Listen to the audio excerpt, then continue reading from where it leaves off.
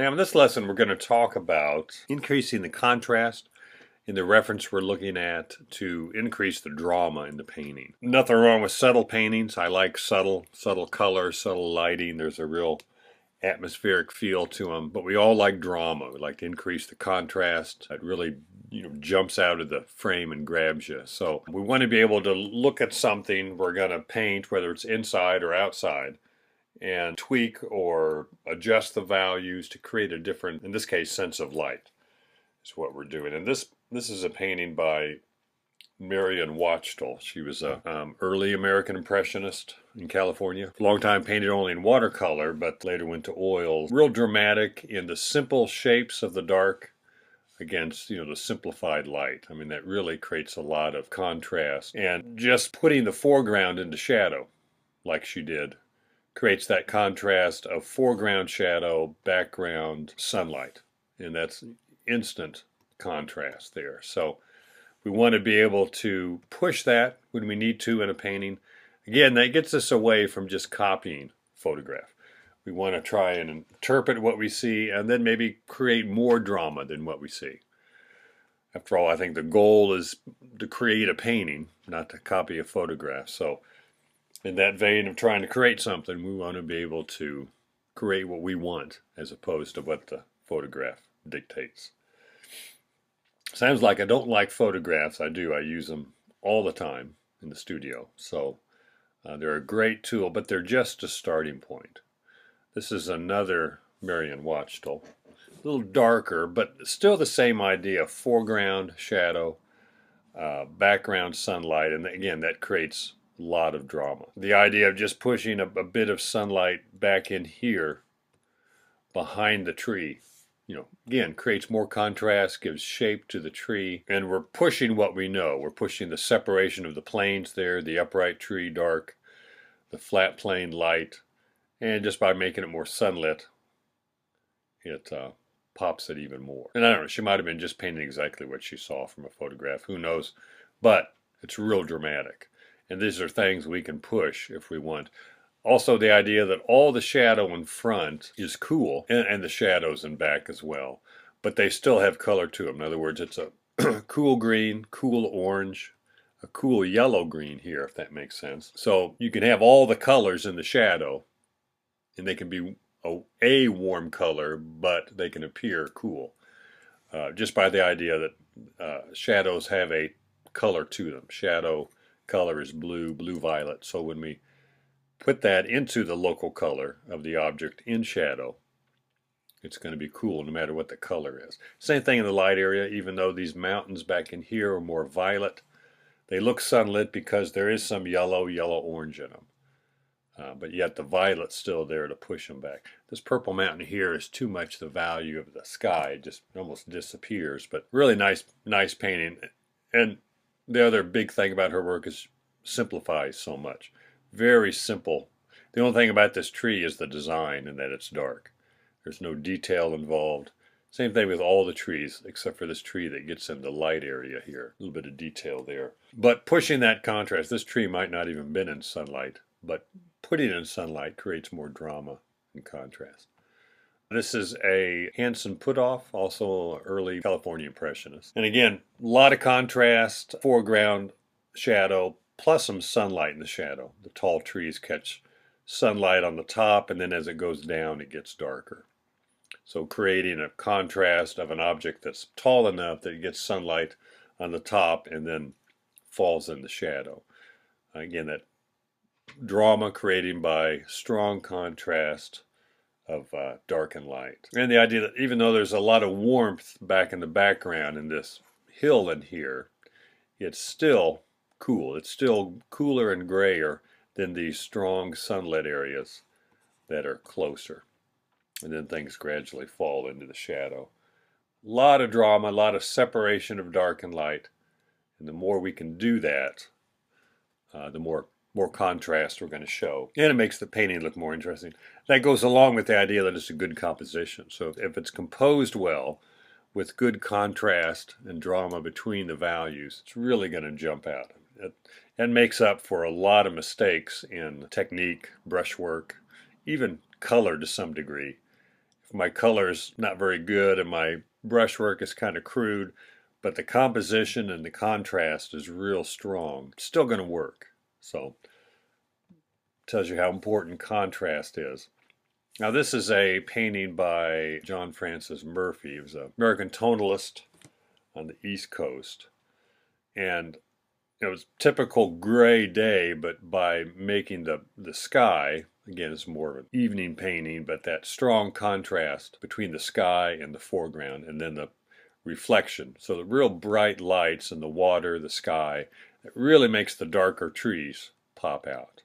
And he's probably using just a color scheme here of the reds and greens and yellows. But you can have a darker, cloudy day, introduce some bright light in the sky to contrast the dark upright plains, dark flat plains, but he uses the light of the sky and the reflection of the water to create more drama, more contrast. So that's what we want to do. And looking at a few photographs here, this is a photograph from Madeira Canyon here near Tucson.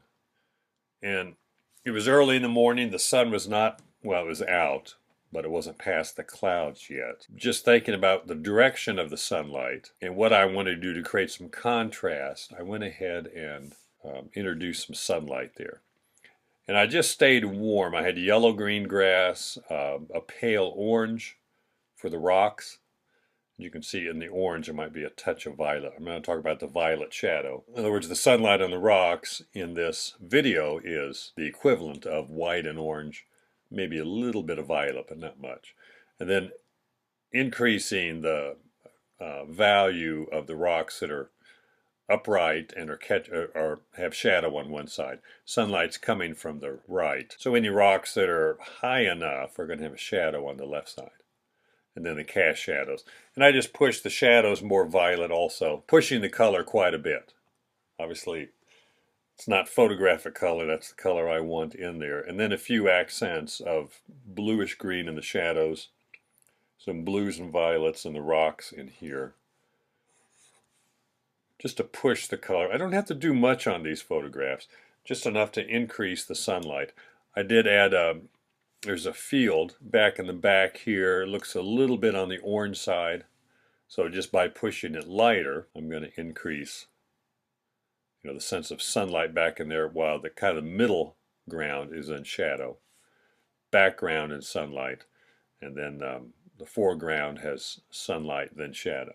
And of course, the sunlight catches these white birch trees and just lights them up on one side.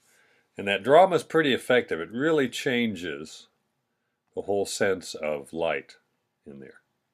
I mean, it's like turning on a switch. And before Photoshop, I would just, do a small 6x8 and change the light, which is a lot better for my progress as a painter as opposed to using, because I'm actually painting instead of using a computer. So next one here, this was in Colorado. Cloudy day, but I really like the structure. I like the composition, the mountains, the trees are great. And I don't mind this cloudy day. Cloudy days has a certain type of light to it that's very effective. It's very subtle. But I can also change it, and I'm going to suggest the sunlight just peeking through clouds, hitting just the top of the house, top of the trees, and the background mountain. That way I have strong contrast of light and dark, not just trying to put sunlight everywhere. That would be just recreating everything in the photograph. But I can visualize sunlight coming through here, again, hitting these trees, the mountains, but just hitting them right in here. In other words, it just falls across like that in the mountains and back. I would also warm up the sky, because if the sun is shining this way, it's going to hit the sky as well, and any moisture in the sky is going to warm up some. So it's going to affect the sky too. But again, it doesn't have to be a lot. So these are the changes there, and I'm going to crop this because I don't really need the whole. All right. And it doesn't have to be extensive if you want to do this on Photoshop. If you don't have Photoshop, they have some free downloads called GIMP.com, G-I-M-P, or PicMonkey, P-I-C-M-O-N-K-E-Y. StarkeNKEY.com. And I know you can crop and zoom in. You can just insert a photograph in the download in it. Anyway, Photoshop is now a monthly payment. But here I've just, again, I would probably darken this area a bit more to separate it from the house. It's a little too close to the house. So a darker yellow-orange and maybe slightly more muted, a bit of violet in it compared to the trees. But you can still see the effect of the shadow. And add in a few accent colors, a cleaner violet, some lighter violets down here, red violet in the grass down there. So just punch in the color a little bit. But that changes the light totally from there to there. And I really didn't increase the darks and the shadow anywhere. Added some color in the shadow, but I think the values are already set there. And it makes them look darker just because the lights are so much lighter, the darks appear darker. So now that I look at that, that could make a good clothesline right there. Get some more color. But think through how to change, how to create a little more drama without doing so much that you're just repainting everything. Yeah, well, I was going to make that look like clothesline, but you can do a lot to it. My lights here are way too light here and here as well, but I can adjust those in the painting. This is in Wyoming, and it's very sunny. It's more towards noontime, so the light's kind of flat. I mean, the trees are darker than the ground, and the mountains are a little darker than the ground. So there is contrast there, and the shadows are there. But, and again, this would make a nice painting just by itself. I would really push the color, maybe a yellowy pink or yellow-orange, cool yellow-orange for the light on the ground. I mean, warm, but not real warm, not as warm as the trees.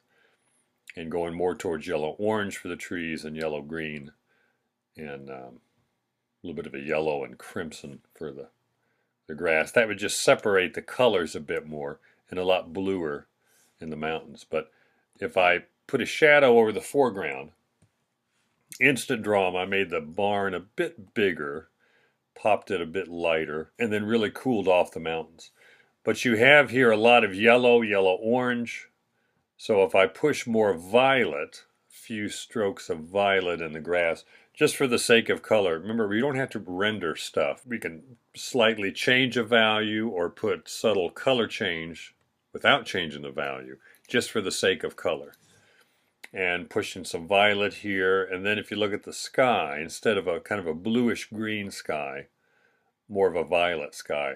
Then the painting becomes more about the strong contrast of yellow trees and grass against violet sky and violet hills. So you got that violet-yellow complementary contrast thing going that also creates more contrast. So we have the value contrast of the dark foreground, light background, and then dark or light middle ground, then dark background again.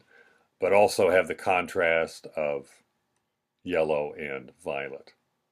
Complementary contrast. So think through these photographs when you look at them to see how you can change them up. And values are still the most important thing, even though, well, we're using value to create the drama, and we tend to fall into thinking color too much. So remember, it's more about the value than the color, and keep the color simple, picking a color from the color wheel and adjusting it from there.